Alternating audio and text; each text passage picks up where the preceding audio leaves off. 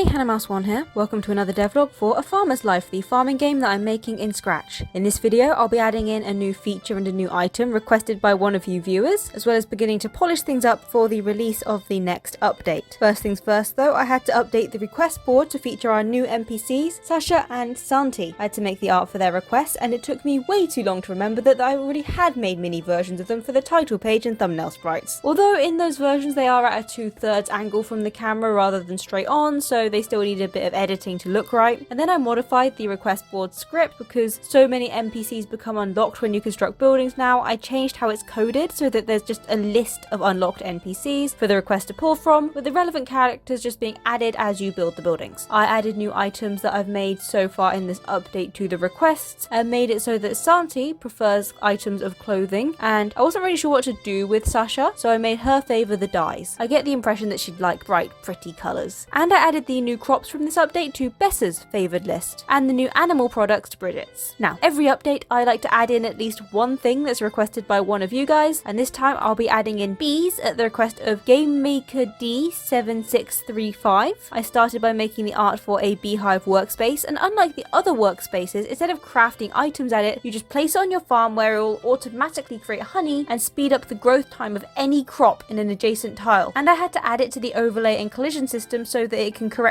appear on the farm. And I made the icon for it as it will appear in the inventory and hardware store pages. I needed to create a name label before I could get it displaying in said pages, and I needed to create a description for the hardware store that will describe the aforementioned purpose of the beehive workspace. I made it so that you can place the beehive on your farm, and in order to get it to generate honey, I needed to, add honey, which required an icon for the inventory and a name label. I made it so that the beehive regularly produces this new item in much the same way as any workspace crafts an object, but without the player needing to trigger it beforehand, and added in the functionality behind the neighbouring crops growing faster. And the way it does this is that every frame the beehive just checks what the neighbouring tiles are, and if they're still growing crops, the remaining growth time ticks down an extra tick. I also added in 3 new bee related lab upgrades: more honey, which increases how much honey is generated per cycle; busier bees, which decreases how long each cycle takes; and powerful pollination, which increases how much the growth times of neighbouring crops are decreased by the hive. Each one of these needed a lot of UI, such as an icon for the research page, a name label, and a description of what the upgrade does. I added these upgrades to the lab and set the baseline costs for these, and went through the code for the beehive to implement their effects. From there, it's just a lot of wrapping up the stray ends of the update that's going to continue into the next episode. I started off by making all of the how to play tutorial pages for all of the new features, such as how the beehive works, as well as how to decorate the farmhouse, that I sorted in the last devlog. Then there's just all of the usual polish stuff, like sorting out the save load features, which is always a right pain, and then just playtesting until I find some bug or another, some sound effect that I forgot, or anything that disrupts the flow of gameplay or what have you, and then fixing it. There'll probably only be one more devlog before the next update, so that's something for you guys to look forward to. And apart from that, thanks for watching. I hope you enjoyed this video. Like and subscribe if you did, it lets me know there's something you want to see more of. Join the Discord, link down below, and I'll see you next week with another video. Bye!